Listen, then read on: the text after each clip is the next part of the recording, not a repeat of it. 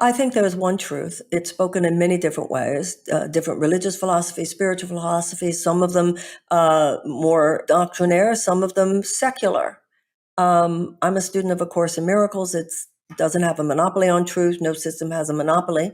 The Course is a psychological training in the relinquishment of a thought system based on fear and a substituting that thought system with a thought system based on love. I'm a Jewish woman. I do transcendental meditation, and I do A Course in Miracles. None of those three are any better than any other path. Some people do Kabbalah, some people do Buddhism, some people do mystical Christianity, whatever. But people are understanding. There is a spiritual yearning. Even a lot of people who left behind institutionalized religious entities then came to realize, well, wait a minute, I threw away the baby with the bathwater. I didn't mean to be throwing away God. I just meant to be throwing away institutional doctrine and dogma. So there's a great hunger now, a great practice, and people are beginning to understand. So this is what I know in my own life. When I wake up in the morning and I do my lesson from the workbook of A Course in Miracles, I have a different nervous system that day than I would have had I not done that. It's just like physical exercise.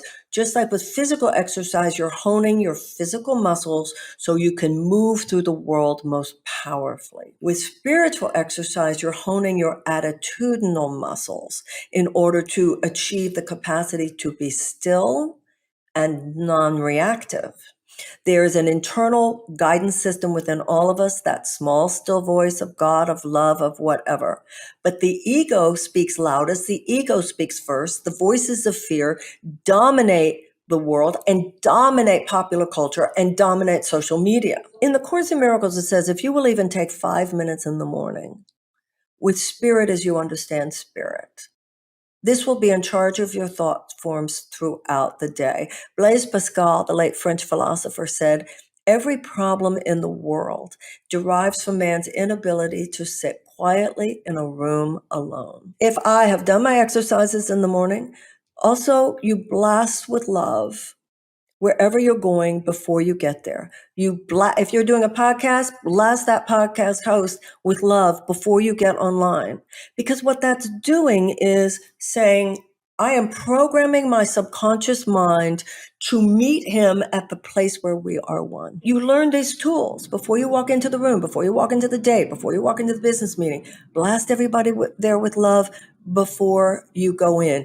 It's a command to your central nervous system. And people subconsciously know everything.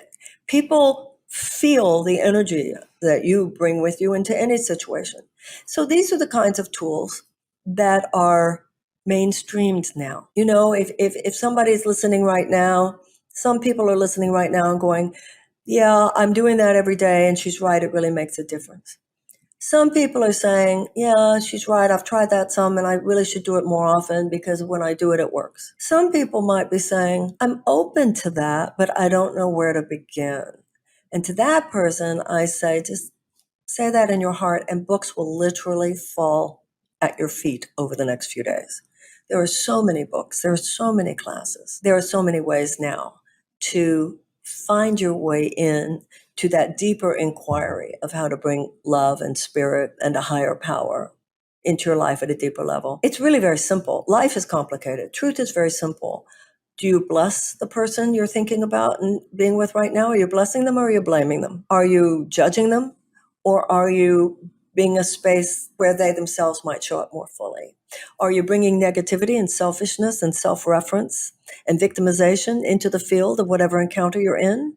Or are you fully present, trying to be gracious, kind, and filled with integrity? You know, we make it in a way more complicated than it is.